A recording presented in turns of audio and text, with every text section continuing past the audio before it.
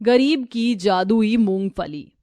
अरे ये क्या मौसम अचानक से चेंज हो गया, मुझे जल्दी से घर चले जाना चाहिए। प्रमोद एक मूंगफली के खेतों में काम किया करता था। वह अपना काम निपटा कर अपने मालिक से पैसे लेता है और घर के लिए निकल जाता है। जाने से पहले घर के लिए साग सब्जी ले जाता हूँ। प्रमोद घर जाने से पहले थोड़ी सी सब्जियां ले लेता है, जिसके बाद वह घर पहुंचता है जहां उसकी पत्नी विनीता और उसकी दोनों बेटियां उसका इंतजार कर रही होती हैं। पिताजी आप आ गए, मैं आपका ही इंतजार कर रही थी। आज आप सब्जी बनाने के लिए क्या लेकर आए हो? सोनम ऐसा कहने के बाद अपने पिता के हाथों से सब्जियों की थैली ले लेती है। अरे वाह, इसमें तो आलू बैंगन है, चलिए मैं बना देती हूँ जल्दी से। सोनम और शगुन दोनों बहनें मिलकर खाना बना लेती हैं। तो इधर विनीता की तबीयत बहुत ज्यादा खराब रहती है। बस तुम्हारी दवाई लाने के लिए मेरे पास पैसे नहीं बचे विनीता, अब मैं क्या करूं? कोई बात नहीं जी, क्या पता सुबह तक मेरी तबीयत में कोई सुधार आ जाए। उस रात सभी लोग खाना खाकर सो जाते हैं। अगले दिन विनीता के कहे अनुसार तबीयत में अपने आप ही थोड़ा सा सुधार आ जाता है और वहीं प्रमोद अपने काम पर निकल जाता है। वह पूरे दिन खेतों में खेती करता है और मूंगफली तोड़कर एक तरफ रख लेता है। उस दिन बहुत तेज तूफान आता है। अरे ये क्या, अभी तो काम भी नहीं हुआ और पहले ही बरसात शुरू हो गई। अब ऐसे में काम कैसे होगा? तभी वहाँ मालिक आता है और सभी को जाने के लिए कह देता है। तो प्रमोद भी बिना पैसे लिए वहाँ से चला जाता है। बारिश इतनी तेज थी कि फूंक फूंक कर कदम रखने पड़ रहे थे। तभी अचानक से तेज बारिश की वजह से बांध टूट जाती है और गांव में बहुत तेज बाढ़ आ जाती है। चारों तरफ पानी ही पानी हो जाता है। सभी लोग डूब रहे होते हैं, जिसमें कि प्रमोद भी पानी में डूब रहा होता है। अरे बचाओ बचाओ कोई, अरे बचाओ। इस दुर्घटना के दौरान उसकी मृत्यु हो जाती है। तो वहीं विनीता अपनी दोनों बेटियों के साथ अपने घर की छत पर पहुंच जाती है, जहां वह मदद की पुकार लगाती रहती है। कुछ लोग नाव में आते हैं और उन्हें छत से उतार कर ले जाते हैं। उस दुर्घटना के बाद विनीता और उसकी दोनों बेटियों को प्रमोद का कुछ अता पता ही नहीं लग पाता। जैसे ही बाढ़ का पानी कम होता है, उनके ऊपर भूखमरी छा जाती है। ना तो हमारा घर बचा है और ना ही पिताजी का कोई अता पता है। माँ बहुत जोरों से भी भूख लगी है, हम लोग क्या करें? मेरी प्यारी बेटियों, परेशान होने की कोई जरूरत नहीं है। बुरा वक्त हर किसी पर आता है। शायद अभी हमारे पर बहुत ज्यादा बुरा वक्त आया है, ये भी टल जाएगा, बस साहस रखना होगा। विनीता अपनी दोनों बेटियों को हौसला देती है। माँ बेटियां मिलकर लकड़ी और घास से अपने लिए घर बनाती हैं। तभी उन्हें वहां पर एक बहुत ज्यादा काली कढ़ाई मिलती है। खाना बनाने के लिए मेरे पास बर्तन नहीं है, इसी कढ़ाई को साफ करके मैं खाना बना लूंगी। विनीता उस कढ़ाई को उठाती है और उस नदी किनारे ले जाकर पानी से साफ करती है, जिसके बाद वह उस कढ़ाई को लेकर वापस घर की तरफ लौट रही होती है। तभी उसे एक बोरी में बहुत सारी मूंगफली नजर आती है। खाना बनाने के लिए मेरे पास कुछ था नहीं, क्या ही करती। यहाँ पर ये मूंगफलियाँ पड़ी हैं, शायद बाढ़ की वजह से इधर आ गई होंगी। मैं इन्हें ले जाती हूँ, इन्हें ही भूनकर अपनी बेटियों को दे दूंगी, कम से कम कुछ तो उनके पेट में जाएगा। विनीता ऐसा सोचकर मूंगफलियों की बोरी को उठाकर घर ले आती है, जहां वह मिट्टी का चूल्हा बनाकर उस पर वही कढ़ाई रख देती है और उसमें थोड़ी मिट्टी और नमक डालकर उसमें मूंगफलियों को भूनना शुरू कर देती है। जैसे जैसे वह मूंगफलियों को भूनती है, वह मूंगफलियां पीली होने लगती हैं और उनके अंदर से चमक निकलती है। ये क्या, मूंगफली ये पीली कैसे पड़ गई? दूसरी मूंगफली डालकर उन्हें भूनती हूँ। विनीता उसके अंदर बोरी से और मूंगफली डालती है और उन्हें भूनने लगती है, लेकिन मूंगफली भूनने के बाद फिर से पीली और सुनहरी हो जाती है। उनकी चमक देखकर सोनम और शगुन अपनी माँ के पास आकर कहती हैं, अरे माँ, जरा देखो तो, जो मूंगफली हमने भूनी है वह तो सोने की तरह चमक रही है, कहीं ये सोने की मूंगफली तो नहीं? हाँ माँ, सही बोल रही हैं सोनम, जरा देखो तो, इन मूंगफलियों को सोने से कम नहीं लग रही। विनीता उन गरम गरम सुनहरी मूंगफलियों को ठंडी करके हाथ में पकड़ कर देखती है। इसके बाद वह समझ जाती है कि यह सोने की मूंगफली है। इस बोरी में तो साधारण मूंगफली भरी हुई है, फिर ये मूंगफली भूनने पर सोने की कैसे बन गई? ये कैसा जादू है? तभी उन मूंगफली से आवाज आती है, हम कोई साधारण मूंगफली नहीं है, बल्कि जादुई मूंगफली हैं, जो परीलोक की परियां खाती हैं। दरअसल परीलोक से हम धरती पर आकर गिर गई और उसी खेत से हम खेती की तरह उगी। तूफान आने से पहले तुम्हारे ही पति ने हमें बोरी में भरकर बेचने के लिए रखा था। उसे तो हमारे बारे में जरा भी अंदाजा नहीं था, लेकिन बाढ़ के चलते वह बेचारा भगवान को प्यारा हो गया और हम जादुई मूंगफली तुम्हें मिल गई। ये तुम्हारी किस्मत है। ये सुनकर विनीता और उसकी दोनों बेटियां रोने लगती हैं। रोने से कोई फायदा नहीं होगा, हम तुम्हारी किस्मत में लिखी थी। हमारा फायदा उठाओ और अपनी परेशानियों को दूर करो। उस आवाज के बाद विनीता थोड़ी थोड़ी करके सारी मूंगफली भून लेती है, जिसके बाद वो सारी साधारण मूंगफलियां सोने की मूंगफली बन जाती हैं। सोने की मूंगफली लेकर विनीता सुनार की दुकान पर जाती है और उन्हें बेच देती है, जिसके उसे अच्छे खासे पैसे मिल जाते हैं। वह उन पैसों से अपने लिए एक घर और एक बहुत बड़ा खेत खरीदती है। मैं खुद के खेतों में मूंगफली की खेती करूंगी और इन जादुई मूंगफली को भी उसी खेत में उगाऊंगी, ताकि मेरे खेत में और जादुई मूंगफली उग सके और उन जादुई मूंगफली में से हर गरीब और बेसहारा लोगों की मैं मदद कर सकूं। माँ, मूंगफलियों की खेती में हम आपकी मदद करेंगे। हाँ माँ, हम आपको अकेले काम नहीं करने देंगे। पिताजी अकेले काम करते करते भगवान को प्यारे हो गए, लेकिन अब हमारे पास आपके अलावा और कोई नहीं है। हम आपको खो नहीं सकते। अपनी बेटियों की बात सुनकर विनीता उन्हें गले से लगा लेती है, जिसके बाद तीनों माँ बेटियां मिलकर जादुई मूंगफली की खेती करती हैं और इसी के चलते वो बहुत अच्छी खेती करती हैं। मूंगफली की खेती से वह मूंगफलियां निकालने के बाद उन्हें जैसे ही भूनती हैं वह सोने में बदल जाती है और उन सोने की मूंगफली से वह गरीब बेसहारा लोगों की मदद करती हैं। जिनके सर पर छत नहीं होती उन्हें घर दिलाती हैं, जिनके घर में खाने की दिक्कत होती है उन्हें राशन बांटती हैं। इसी के चलते एक बूढ़ी औरत मदद मांगने उनके घर पर आती है। कोई है तो मेरी मदद करो।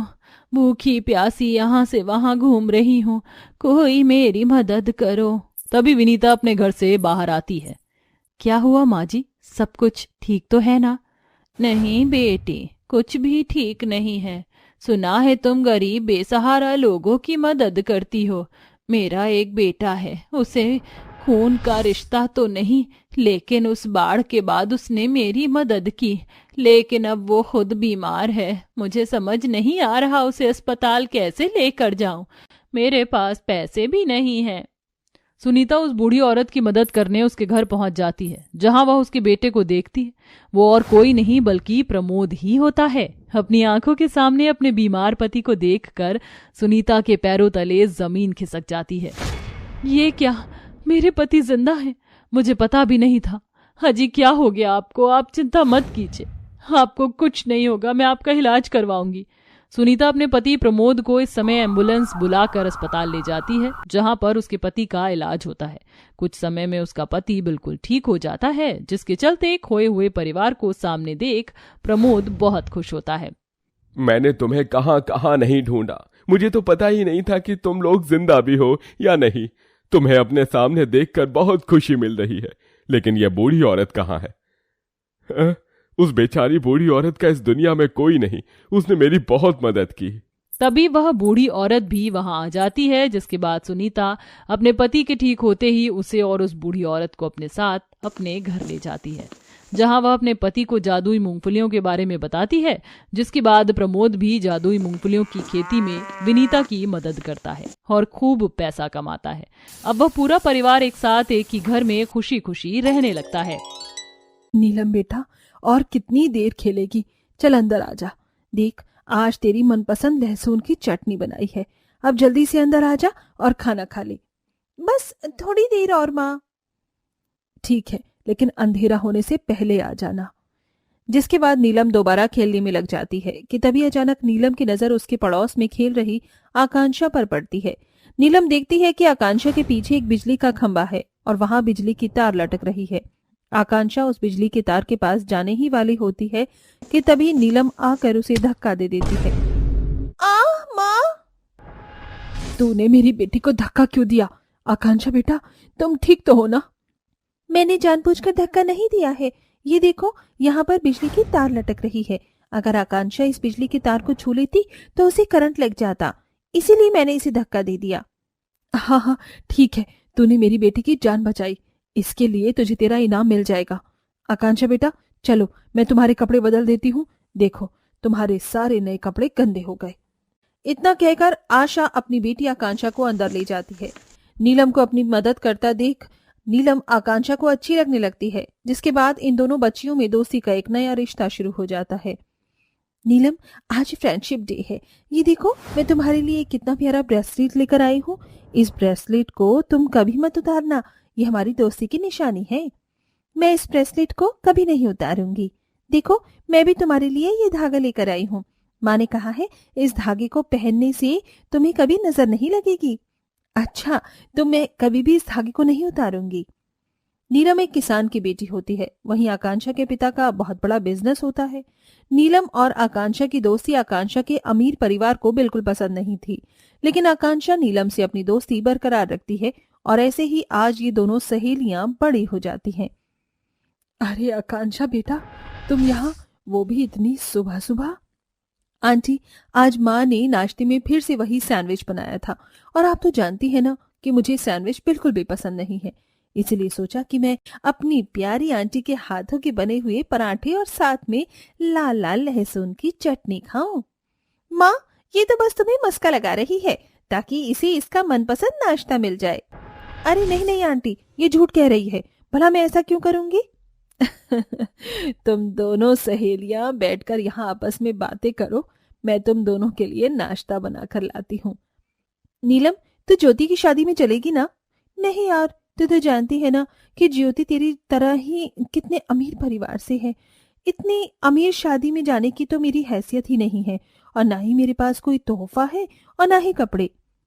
मेरे होते हुए तुझे इस बारे में सोचने की कोई जरूरत नहीं है, समझी? आज तो तूने कह दिया, आइंदा मत कह दियो। अच्छा बाबा, नहीं बोलूंगी।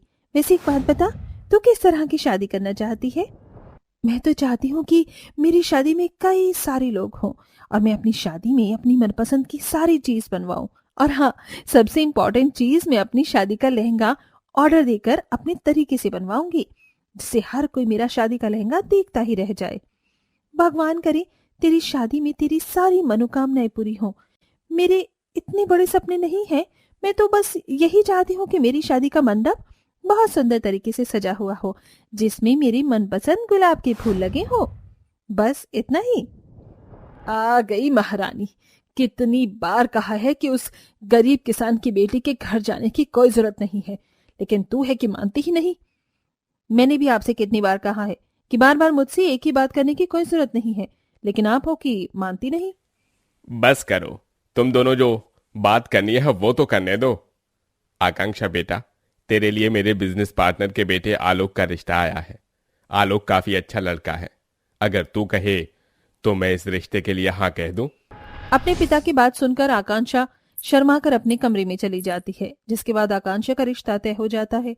वहीं दूसरी तरफ नीलम के माता पिता भी नीलम का रिश्ता एक नॉर्मल फैमिली में तय कर देते हैं। इस बार फसल काफी अच्छी हुई है, अब तो हम अपनी बिटिया की शादी अच्छी तरीके से कर सकते हैं। परसों फसल काटने के बाद मैं सारी फसल ले जाकर शहर में बेच दूंगा और फिर हम जल्द से जल्द शादी की तैयारी शुरू कर देंगे। अब नीलम की शादी में दिन ही कितने रह गए हैं। राजेश और आंचल अपनी बेटी की शादी के लिए काफी खुश होते हैं, लेकिन कहते हैं ना कि खुशियों को नजर लगती देर नहीं लगती। अचानक हुई बेमौसम बारिश की वजह से राजेश की सारी फसल खराब हो जाती है, जिससे उसका सपना टूटकर चूर चूर हो जाता है।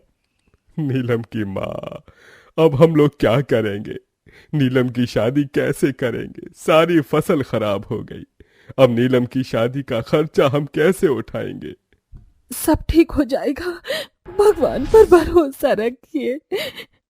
अपने माँ बाप की ऐसी हालत नीलम से देखी नहीं जाती, लेकिन नीलम इस बारे में अपनी सहेली से कुछ नहीं कहती और बिना चेहरे पर दुख लिए आकांक्षा की शादी की रस्मों में शामिल होती है। नीलम, आज तो तेरी भी हल्दी है ना, लेकिन तू अपनी हल्दी लगवाने की बजाय यहाँ मेरी हल्दी पर आई है। वो क्या है ना, मुझे ना हल्दी से एलर्जी है, इसीलिए मेरी माँ को हल्दी की रस्म करने से मना कर दिया मैंने।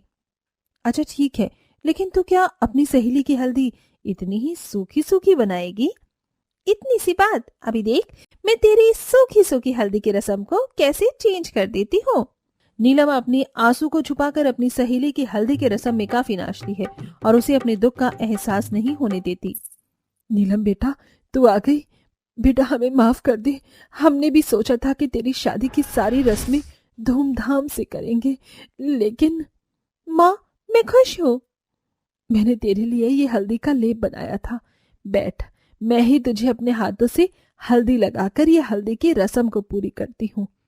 जिसके बाद आंचल आंखों में आंसू लिए अपनी बेटी नीलम को हल्दी लगाती है। ऐसे ही दिन गुजरते हैं। तेरी मेहंदी तो काफी सुंदर लग रही है। हाँ, लेकिन तूने अब तक मेहंदी क्यों नहीं लगवाई? तुझे तो मेहंदी लगाना बहुत पसंद है ना? वो क्या है ना, मैंने सोचा कि मैं मेहंदी की रस्म रात में करूंगी। चल मैं चलती हूँ, वो शादी की तैयारियां भी तो करनी है। आकांक्षा को अब नीलम पर शक होने लगा था, जिसके चलते वो नीलम का पीछा करती है और उसके घर आती है, जहां वो देखती है अब हम लोग क्या करें? शादी को सिर्फ एक दिन है, कल बारात आने वाली है। बारातियों के सामने तो हमारी नाक ही कट जाएगी।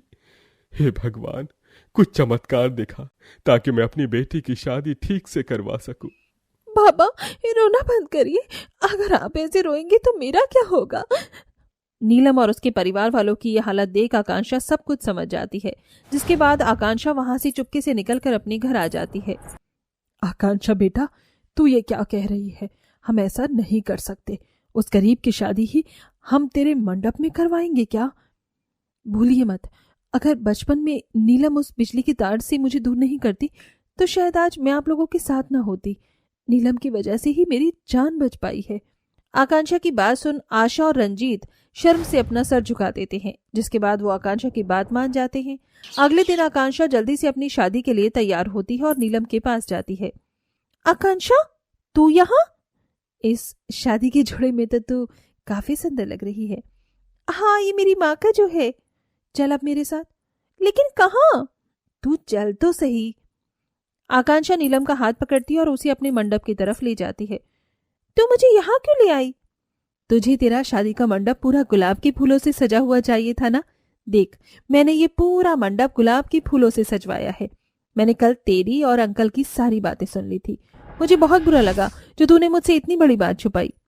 मैं तुझे परेशान नहीं करना चाहती थी, इसीलिए मैंने तुझसे ये सब छुपाया।